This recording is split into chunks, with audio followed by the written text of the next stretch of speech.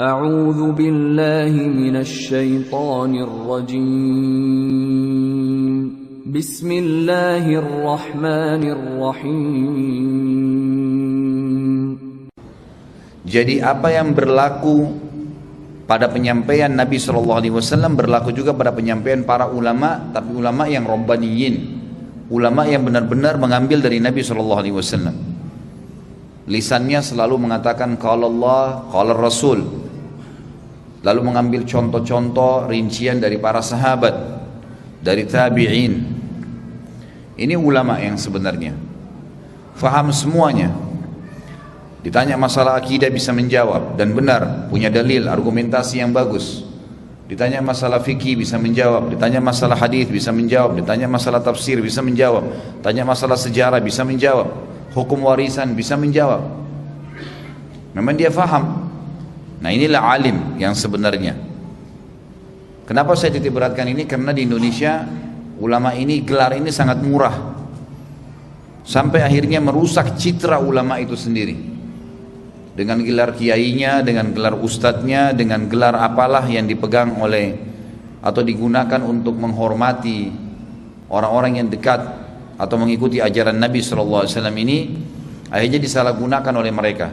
Malah mereka tampil membenci sunnah Nabi, mengolok-olok sunnah Nabi, mencaci maki sahabat Nabi. Ini dari mana ini? Dari mana bisa dikatakan ulama? Sementara kata Nabi SAW, al-ulama warathatul anbiya, ulama itu pewarisnya para nabi. Saya ingin garis bawahi satu hal, dan tolong teman-teman juga garis bawahi ini. Jangan menilai orang dari alimnya, faham agamanya dari titelnya. Tidak ada hubungannya sama titel tuh. S1, S2, S3 itu tidak ada hubungannya sama alim atau tidak alimnya dia. Dan perlu teman-teman tahu, saya sudah menjalani itu. Strata pasca sarjana S2 dan S3 itu bukan berarti dia tambah pintar sebenarnya. Dia lebih pintar, bukan. Karena S2 sama S3 itu sebenarnya orang-orang sedang lebih terkerucut membahas bahasan tertentu saja. Dia punya spesialis tertentu. Misal dia masuk ke bidang fikih misalnya. Di fikih pun pada saat dia tulis tesis S2 misalnya, dia hanya menulis tesis S2 berhubungan dengan misalnya hukum sholat atau hal yang membatalkan sholat. Dia fokus, jadilah tesisnya dia, dapat gelar S2. Jadi bukan berarti dia langsung lebih pintar daripada orang-orang yang mungkin tidak punya sekolah formal. Tidak seperti itu pemahamannya. Karena ini ada citra ini di masyarakat kita. S3 juga sama, menyusun disertasi, masuk ke bidang tertentu, misal masuk di bab akidah, nyusun S3 di akidah. Nanti akan ada pengerucutan pengkhususan. Dia akan bahas disertasi masalah apa nih? Misal salah satu kelompok Islam, misal dia mau bicara masalah Mu'tazilah, dia mau bicara masalah Murji'ah, Jahmiyah. Ada kelompok-kelompok dalam Islam yang dia bicara lalu dia kerucutkan membahas cuma itu saja. Jadilah disertasinya. Berarti dia memang lebih terkerucut ke satu bidang. Bukan berarti langsung divonis lebih pintar. Ini salah ini. Karena orang-orang liberal sekarang dan orang-orang sekuler yang menggunakan, menunggangi nama keislaman, gelar-gelar S2, S3, kiai, haji, ini ditunggangi semua ini untuk menipu masyarakat. Akhirnya kesannya dengan profesor, doktor, atau dengan doktor, atau dengan kiainya, maka dia boleh menyampaikan fatwa semaunya. Ini bagaimana caranya nih?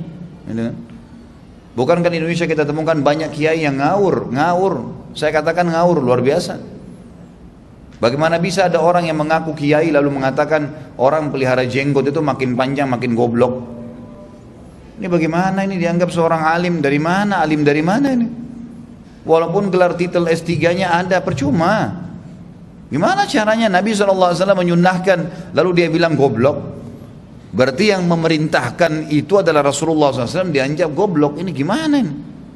Dan lucunya yang bicara itu ayahnya berjenggot gitu. Dianya pada saat masih sekolah di Mekah itu berjenggot gitu kan. Ini aneh. Dia memimpin sekarang organisasi, pimpinannya yang membentuk itu berjenggot. Subhanallah. Terlepas daripada itu memang agama memerintahkan. Ini gimana bisa dikasih gelar kiai ini? Gimana bisa dapat gelar seorang alim? Jauh sekali itu. Sangat jauh. Kalau tidak melaksanakan saja, perlu teman-teman tahu ya, para ulama hadis ya, meriwayatkan hadis, perawi hadis ya. Misal si A meriwayatkan dari si B dari si C dari sahabat Nabi dari Nabi SAW. Ini si A, B, C ini, itu biografinya lengkap di kalangan ulama. Nggak ada perawi hadis nggak ditahu biografinya. Siapa namanya, lahir di mana, bagaimana dia menuntut ilmu, sejarah hidupnya dari kecil, ada semua. Siapa guru-gurunya, pada saat dia pun mengajar, siapa murid-muridnya, dan bagaimana pendapat ulama tentang dia yang semasa sama dia dikasih. Baru dia dapat predikat alim tuh. Ada pengakuan, ditahu siapa gurunya, siapa muridnya. Dan kalau ada perawi hadis ya, orang yang sudah dianggap ilmu hadisnya sudah bagus, bisa menyampaikan tentang Nabi SAW, pernah makan berdiri saja, makan berdiri, makruh hukumnya ya. Pernah minum berdiri makruh, itu hadisnya sudah dipertanyakan tuh. Makruh loh ini hukumnya. Tapi sudah dipertanyakan kenapa dia berani melanggar sunnah Nabi yang dia tahu itu makruh, padahal dia boleh duduk, kan itu. Bayangin sampai begitu. Bahkan ada sebagian ulama yang menilai kalau hadisnya sahih bisa jadi hasan, turun, hanya gara-gara dia makan berdiri. Bayangin ini. Tercoreng sedikit muru'ah namanya, kehormatan agamanya sudah turun tuh kualitasnya. Jadi kalau yang betul-betul yang hadisnya sahih itu karena sanadnya si A, B, C dikasih julukan apa? Thiqatun, terpercaya, nggak pernah dusta seumur hidup. Thiqah itu namanya. Thiqah itu terpercaya. Dari kecil sampai dia menjadi ulama sampai mati nggak pernah dusta seumur hidupnya. Itu baru namanya thiqah. Thabtun, dikatakan thabt itu betul-betul menguasai apa yang dia sampaikan dari Nabi SAW per letter sama. Hafalannya nggak pernah meleset, hafil, menghafal dengan sangat kuat. Harus berkumpul padanya itu. Itu baru dianggap seorang alim tuh. Ini subhanallah baca Quran aja belum tentu benar. Orang baca hadis aja asal ngomong saja. Bukan cuma itu, ngolok-ngolok hadis. La ilaha illallah. Ini bagaimana ini? Inilah yang membuat umat Islam di Indonesia ini jadi tambah terpuruk. Kalau orang seperti ini memimpin, bagaimana? Muncul lagi istilah ada Islam Nusantara. Ini orang-orang yang pelihara jenggot, orang-orang yang terapkan pakaian-pakaian seperti pakaian Muslim, pakaian negara Arab, itu Islam, itu Arabisasi, dia bilang.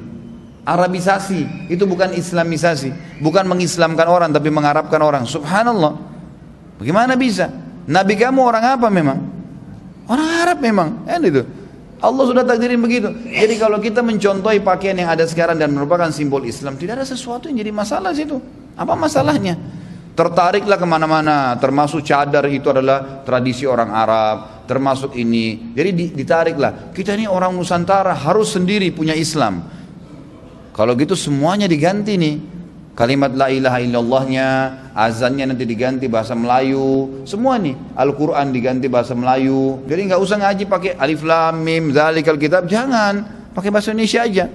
Dan itu sudah terjadi di Turki dulu, di tangan Kemal Atatürk. Ini mau ditarik ke Indonesia nih. Dia mengubah azan jadi bahasa Turki, dia mengubah semua dari bahasa Turki, semua berubah nih total. Orang jauh dari Islam. Ini subhanallah, dari mana bisa dapat gelar alim orang begini nih? Ini nggak boleh, harus diingatin dan tidak boleh dengar fatwanya. Tidak boleh. Ini bukan alim, nggak layak, nggak bisa gitu. Orang alim itu yang benar begitu ditanya hukum, qala Allah, qala Rasul, tidak tahu, maaf saya tidak tahu. Belum dikerjakan, tidak diolok-olok. Imam Malik rahimahullah didatangi seseorang bertanya begini, wahai Imam, apa hukumnya bebasin budak? Imam Malik nggak jawab sebulan. Imam Malik ini gurunya Imam Syafi'i rahimahullah. Nggak jawab sebulan. Lalu setelah sebulan Imam Malik tanya, mana yang bertanya bulan lalu tentang fadilah bebasin budak? Muridnya angkat tangan, saya Imam. Kata Imam Malik fadilahnya begini, disebutin semua hadisnya. Lalu muridnya tanya, wah Imam, kenapa anda tunda sebulan? Rupanya orang itu nunggu. Kata Imam Malik, karena selama sebulan saya kumpulin dulu duit untuk bebasin budak sebelum saya sampaikan kepada kau hukumnya. Itu alim yang sebenarnya, praktekin dulu.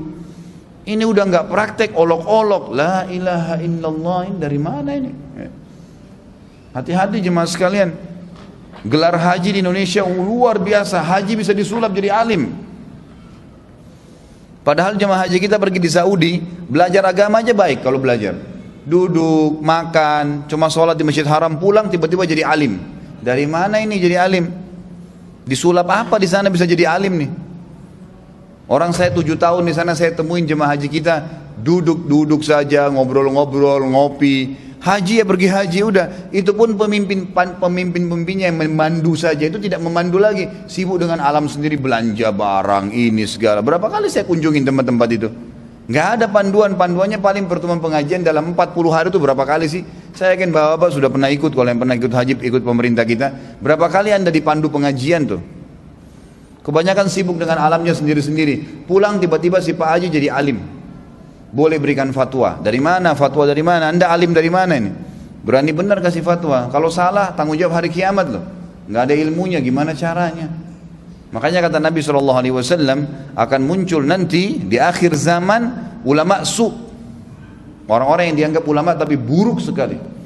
Kata Nabi SAW, karena mereka sesat, nggak punya ilmu dan menyesatkan orang lain, mengeluarkan fatwa sembarang. Dan yang luar biasa ini, orang-orang yang seperti ini nih, naik mimbar nih, sudah naik mimbar sekali, turun. Begitu turun mimbar sekali atau pernah ceramah sekali, sudah nggak mau mengatakan tidak tahu. Aib bagi dia mengatakan tidak tahu. Apa hukumnya kiai, ustadz, haji? Boleh. Tapi orang sana bilang nggak boleh. Ah, itu sesat. Dia yang benar. Subhanallah. Nggak ada dalilnya. Dan ini sudah sering terjadi ya. Di kalangan umat ini pernah ada orang di Irak dulu. Dia memberikan fatwa luar biasa di masjid jami'nya Kufah di zaman Imam Ahmad dan Imam Yahya bin Ma'in. Fatwa ini hukumnya ini hukumnya ini, hukumnya ini gitu. Dan saya mendengarkan hadis dari fulan, dari fulan. Saya mendengar, saya muridnya Ahmad bin Hanbal. Ahmad bin Hanbal itu ulama besar, ulama hadis. Muridnya Imam Syafi'i, ulama hadis. Salah satu dari 9 ulama hadis, referensi hadis gitu kan. Dari Bukhari, Muslim, Abu Dawud, Tirmidzi, Ibnu Majah, Nasa'i. Ya, kemudian ada Darimi, ada Muwatta Imam Malik, dan ada Ahmad bin Hanbal. Ini rujukan hadis memang. Dalam ilmu hadis ditahu gitu kan. Maka orang ini bilang, saya muridnya Ahmad bin Hanbal, saya meriwayatkan dari Ahmad bin Hanbal, dari fulan, sahabat Nabi Rasulullah SAW. Dia sebutkan juga, saya juga muridnya Yahya bin Ma'in. Yahya bin Ma'in teman dekatnya Ahmad bin Hanbal, ulama hadis juga. Saya meriwayatkan dari Yahya bin Ma'in, bahwa saya dari fulan, sahabat Nabi SAW. Ahmad bin Hanbal sama Yahya bin Ma'in dengan hikmah Allah masuk ke masjid itu tidak sengaja, mau sholat, dengar orang ini berikan fatwa dan sebut-sebutin nama mereka. Mereka tahu betul siapa muridnya. Dan di dalam majlis ilmu itu dianggap dia murid kalau dia belajar sampai gurunya mati, itu baru murid. Kalau cuma datang simpatisan sesekali, 3 kali hadir itu bukan murid. Dari itu murid dalam, coba baca di sejarahnya para ulama. Sampai Abu Hanifah menganggap Abu Yusuf muridnya, setelah Abu Hanifah meninggal baru boleh ngajar. Ambil dulu semua ilmu baru kamu ngajar, digituin, subhanallah. Saking pekahnya gitu kan. Maka Imam Ahmad berkata kepada Yahya bin Ma'in, kau kenal orang ini? Kata Yahya bin Ma'in, enggak pernah saya tahu orang ini. Saya juga enggak tahu, bagaimana bisa dia bawa nama kita nih? Ayo kita nanya. Datang Ahmad bin Hanbal sama Yahya bin Ma'in kepada dia, hai fulan, kau kenal Ahmad bin Hanbal? Oh iya, guru saya. Yahya bin Ma'in bilang, kau kenal Yahya bin Ma'in? Dia bilang, iya, guru saya. Pernah ketemu. Ahmad bin Hanbal bilang, saya Ahmad bin Hanbal. Yahya bin Ma'in bilang, saya bin Ma'in. Kami enggak pernah kenal kau siapa. Di depan orang di masjid nih, karena dia sudah terlanjur sampein fatwa ngawur gitu. Maka dia karena malu dia mengatakan, apakah Ahmad bin Hanbal dan Yahya bin Ma'in cuma kalian saja? Masih bela diri, sudah salah masih bela diri. Ini tanda kejahilan ini. Orang alim itu kalau salah disampaikan, oh iya saya salah nih, kembali. Oh iya saya salah, ada dalil lebih kuat, tinggalkan. Itu penuntut ilmu nggak malu, nggak aib. Bukan aib bagi mereka kalau salah diingatkan, manusia bisa salah, itu kan? Saya pernah sampaikan salah dalam menyampaikan. Saya pernah menyebutkan nama Ibnu Sina dalam ceramah saya. Lalu saya sempat mendapatkan informasi dari salah seorang ikhwah, ini Ustadz kayaknya orang ini begini nih, dia Syiah Rafidhi. Saya baca datanya ternyata benar. Saya perbaikin tuh. Bukan aib. Saya bilang saya minta maaf karena saya keliru dan saya istighfar kepada Allah. Saya tarik perkataan itu dan saya akan edit ceramah saya. Bukan aib itu, salah memang. Kita penuntut ilmu, saya dan bapak-bapak dan ibu sekalian lagi menuntut ilmu. Saya juga bukan seorang alim, saya juga lagi belajar. Kita lagi belajar sama-sama, bisa salah gitu kan. Tapi penuntut ilmu nggak boleh menutup dirinya untuk membenarkan kalau salah. Itu biasa, wajar itu gitu kan. Malah kalau dia sombong tidak akan bisa menerima ilmu, mustahil. Jadi harus paham nih gitu kan.